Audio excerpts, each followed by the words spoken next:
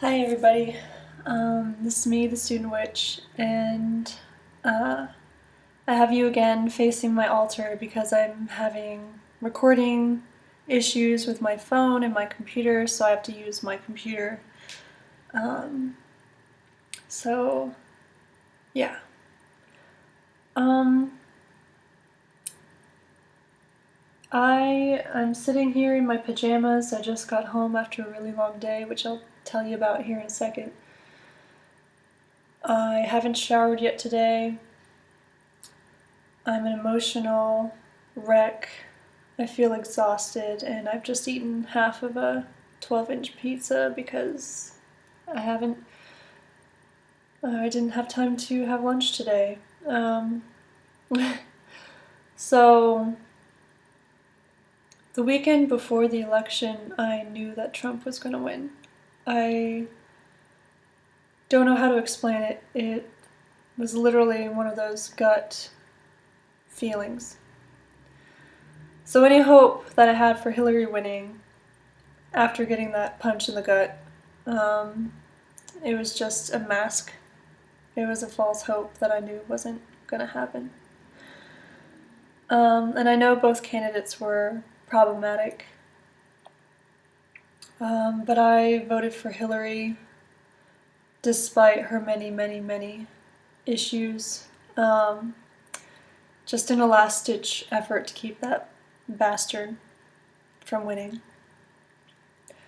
And the majority of the American people voted. I believe by now they've counted nearly 2 million margin between Hillary and Trump when it comes to the popular vote. And yet Trump won anyway. Electoral college bullshit aside, I had my hopes up, but I knew in my gut that Trump was going to win. I don't know how to explain it. My husband actually felt something very similar on election day at around 5 p.m. He's told me that he felt a sadness that he hasn't felt in a long time. Like a sudden wave of sadness just hit him. Uh, you know, just a few hours before we found out the results of the Electoral College and all that. So we knew. And the worst part is, before going to vote, I drew a card from the Tarot Apocalypsis deck, and it was the devil.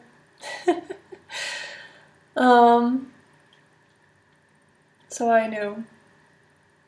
And this level of racism, or the overt racism and sexism and homophobia and Islamophobia and transphobia, the hate, the violent hate crimes that are going on right now, they're not a surprise to me. They're still a shock, but they're not a surprise to me. And I know for a lot of white people it was. Especially white, straight, middle class people. You know, what do they call them? The white liberal coastal elites. And I guess the point of this video is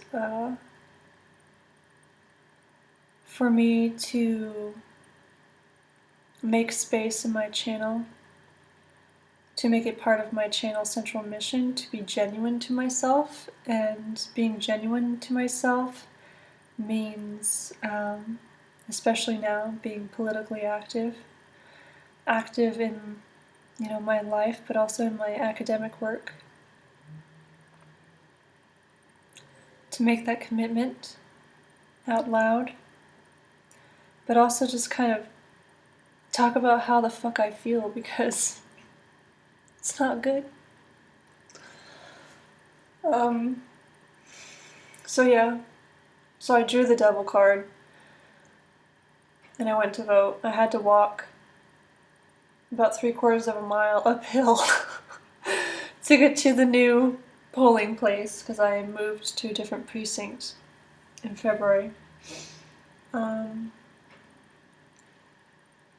And I stayed up till about 12:30 on the East Coast of the United States, so Eastern Standard Time.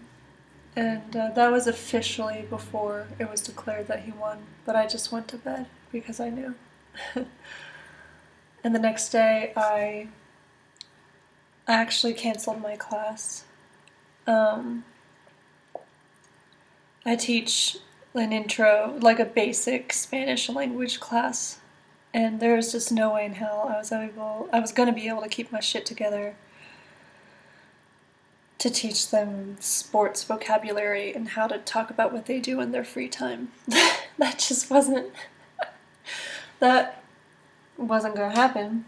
So I basically cried all day Wednesday. It was that stage of grief where you're in denial and shock.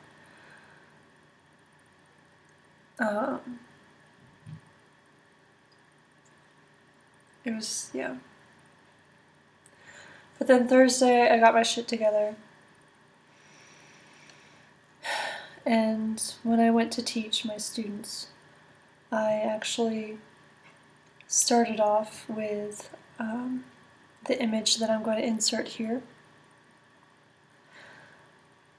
And I can't remember now exactly who created this image. I got it, it was shared and circulating on Facebook a few days ago, and probably still is. And I believe either a professor or like a high school teacher in Chicago created this. I'll put the information in the box below if you're interested. But I started off my class like this. I have 13 students. One I know for sure she's a graduate student from China. So she didn't come to the US until just a few years ago. I have another Chinese American student who is fairly politically active.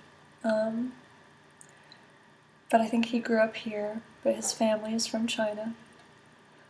I have one black student who is half Mexican, who is working class. I have one gay Mexican American student whose grandparents were from Michoacan, Mexico. I also have one Indian American student, and I have, well, I haven't asked him yet, but I have a couple of other students who grew up in the United States, so they're American, but I think their parents are either from India or Pakistan. I have to double check with them. So I have a fairly diverse classroom, which I feel very blessed to have. I'm very thankful. And so I just knew I had to say something. I also had to take ownership and sovereignty over my space, the classroom space. And when I say classroom, I'm not only talking about the physical classroom where I go teach every day at 1 p.m. But I'm talking about classroom in the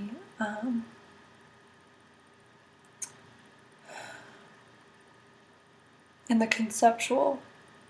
the conceptual level. Like every time I go into teaching mode, and keeping in mind that I'm not going to be teaching language forever, I study Latino studies. I'm going to be involved in ethnic studies and African American studies, in women's gender and sexuality studies. I exist at all these different academic crossroads. And if you work in any number of those types of fields, if you don't have, if your work doesn't include social justice, you're doing it wrong, right? So bringing some social justice into my classroom and owning my sovereignty in that room, and declaring it a safe space, letting my students know that it is a safe space, that everyone will be free to be who they are, who they want to be, express themselves and respect each other, at least in those 4 walls for that hour we have together each week, and for every classroom I lead in the future. That was the first time I have ever had to do that, or had the balls to do that, or yeah, at least in the university setting. The very nature of the class I taught in Arkansas over the summer, it was, constructed into that course. But at least for teaching language at the university level, that's the first time I've ever done that. So I feel like I've grown a lot. I feel like we all have grown a lot. Grown heavy in our hearts since last Tuesday. So I showed them this image, and I also told them about my background overtly, that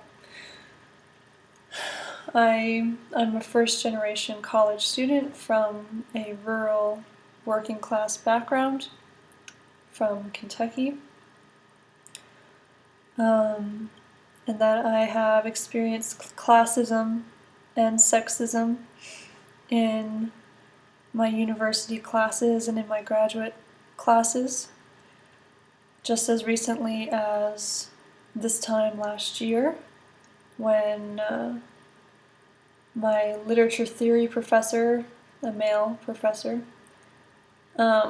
decided to talk about how much he liked women's breasts during class, freely, with impunity, because he's a tenured professor at a Ivy League school. Anyway, I told them about that, and I told them that I wasn't going to let anything like that happen in my classroom, at least not while I'm in there. And I actually broke down and cried in front of them. Just a few tears. I was able to keep my shit together.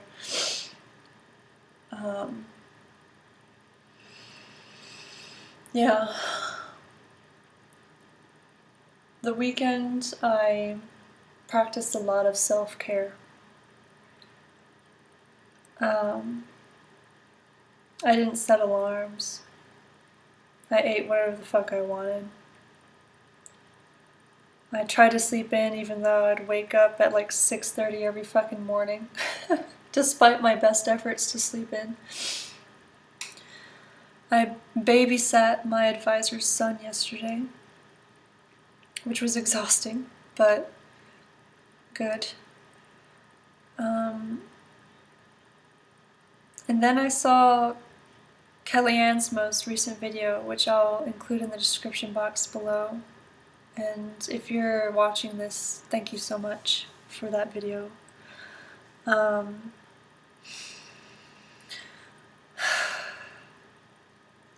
What really struck me in her video was when she said, for us who have been working on ourselves and taking care of ourselves, making a point and making space and time to take care of ourselves, for those of us who have been working ourselves in terms of shadow work, but also in terms of, anything and everything else, we're shocked by this election.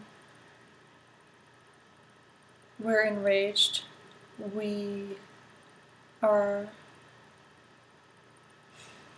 There's a lot of us who are afraid, and they have every right to be afraid. But we've also been training for this.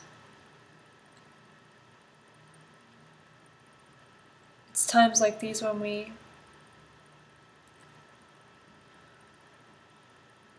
put our practice into motion on the offensive, When she said that, it was like, multiple light bulbs in my head went off. I was able to make a lot of connections with all the different feelings I was feeling, and make a commitment to hope and to fight.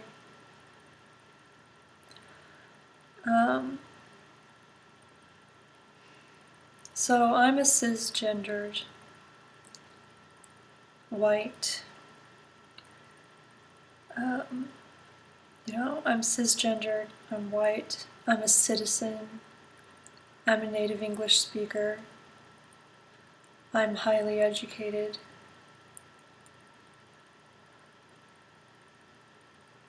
I'm able-bodied, I do not have any mental illnesses.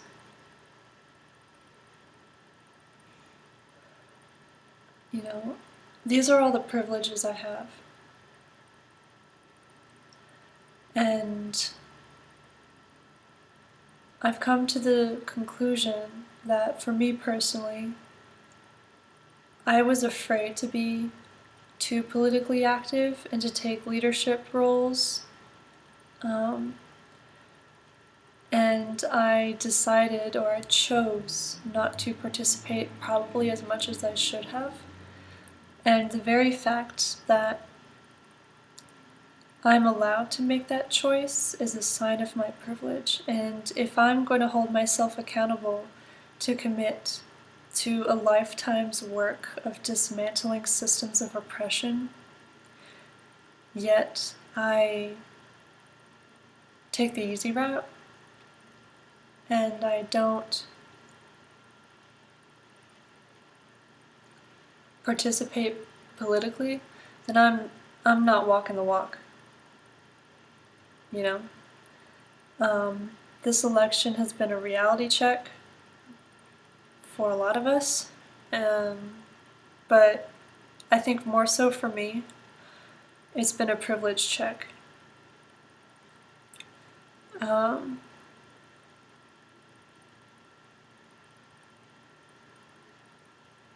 I have to fight.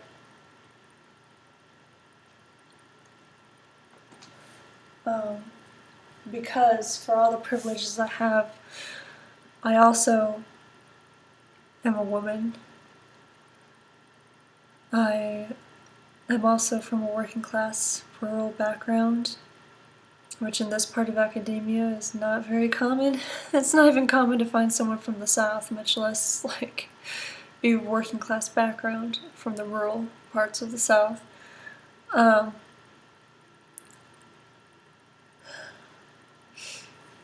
So I have those reasons to fight as well. And don't get me wrong, if you genuinely fear for your safety, if you are a transgender person, if you are an undocumented person,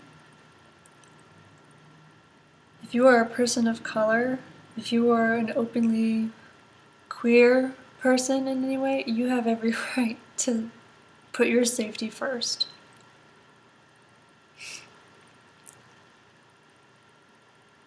But the fact of the matter is, mostly because of my race, and the fact that I'm cisgendered, and I'm highly educated, and I'm in the privileged space of academia, I have less to lose, and therefore I feel more obligated to fight. That's the conclusions I've come to. This has been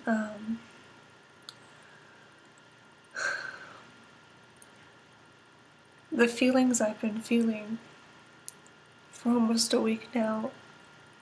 This is some dark shit, y'all. This is some dark, dark shit.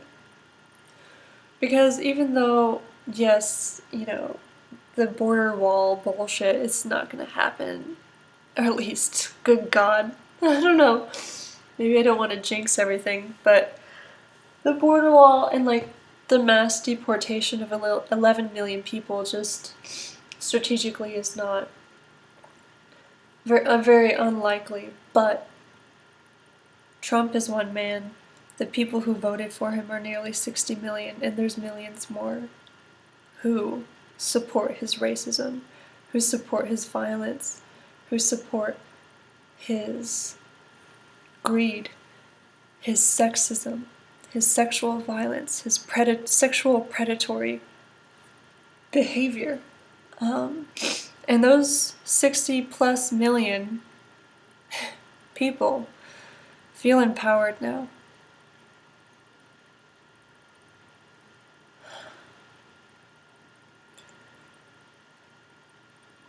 It's time to fight. I'll include a video, Joey Morse's recent video, where she talks about warriors, and it's time to stand up. She also says it's time for the warriors to stand up. It's time for the healers to stand up. It's time for the guardians to stand up. It's time for all of us to stand up and contribute in whichever way we feel safe to, in whichever way we can. And in my case, I can be doing a lot more.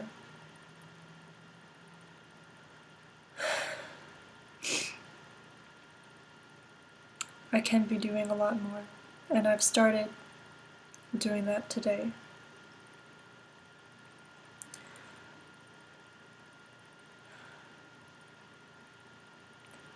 Today, at 1:30 in the afternoon, a lot of the undocumented students at my university, along with my advisor and other students of color, other students who are immigrants, the children of immigrants,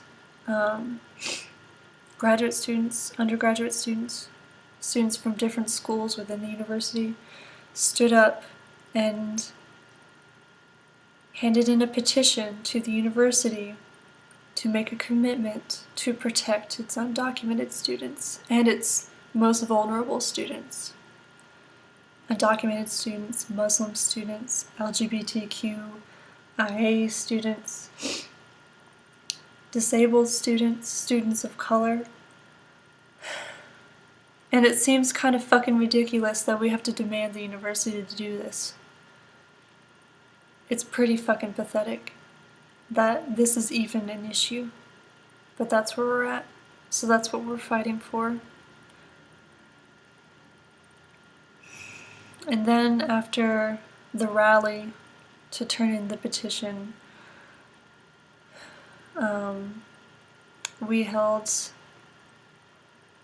a 2-hour long, basically brainstorming session and workshop to take this shit fucking seriously. To be clear about our goals, to be clear about the demands for the university, to be clear about how we're going to hold the administration accountable and the professors accountable. And that was the beauty of this, because there were undergraduate students at this workshop, graduate students from different schools and different departments, and professors there. And we were all participating in this dialogue, this conversation for 2 hours.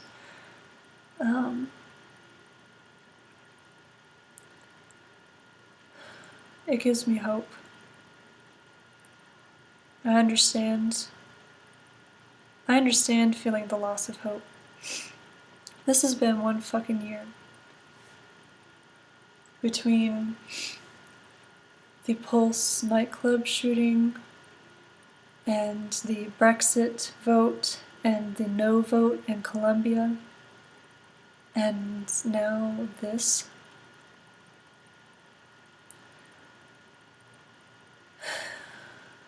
I can completely understand losing hope. But for some reason, that fire inside me just refuses to go out. And I'd like to end this with the words of Junot Díaz, one of my favorite authors. He is a Dominican American author, and he wrote this today. And it's a response to a friend who he just simply calls Q. And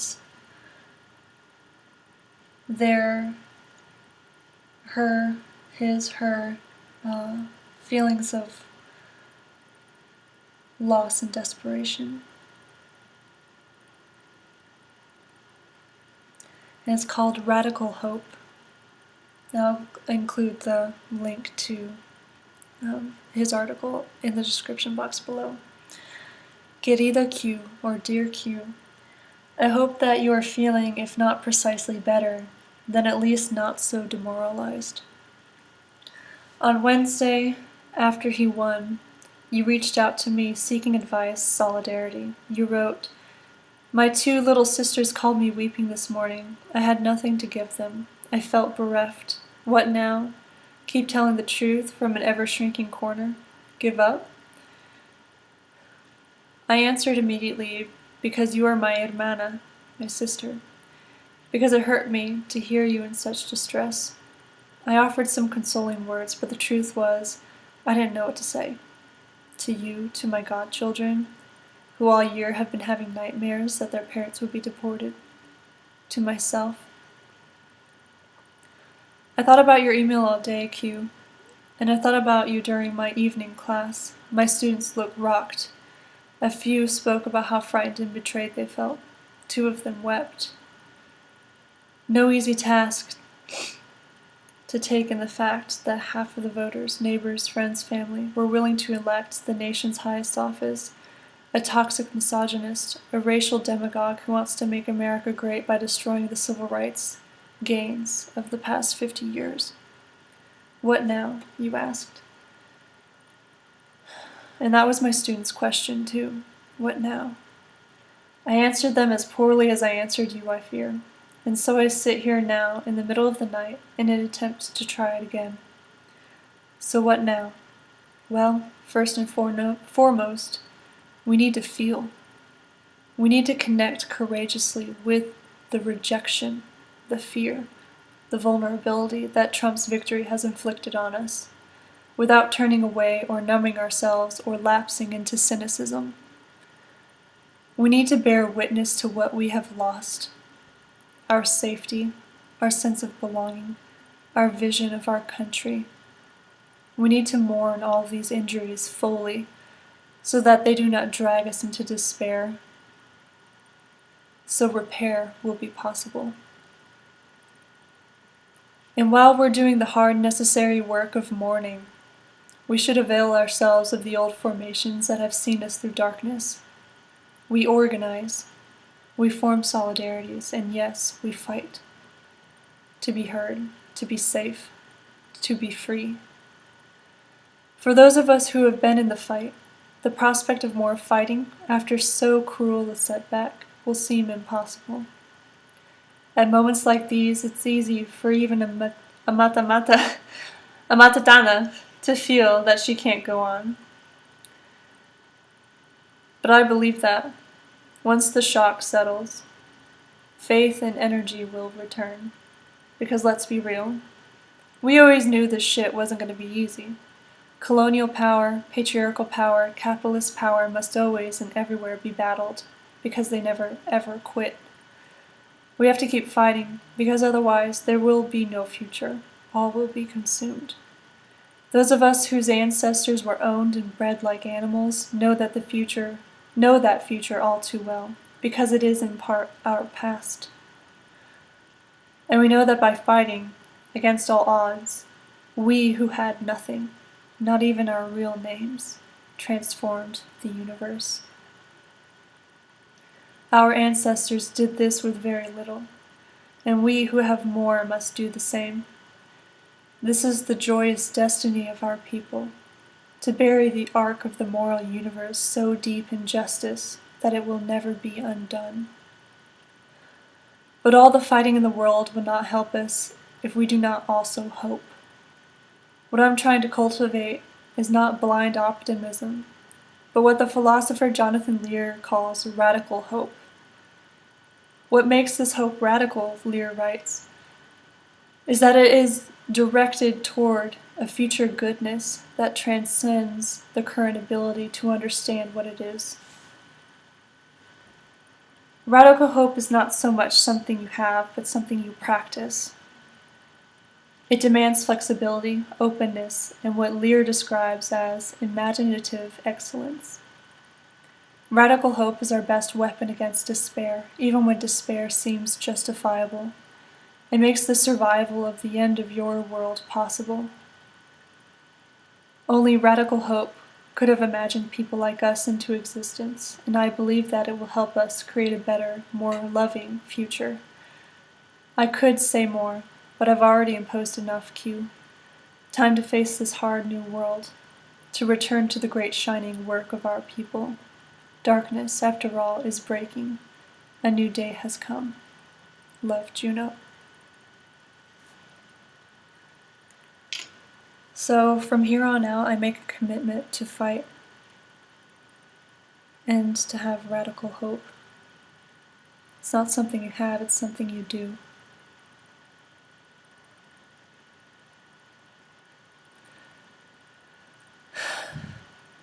Thank you.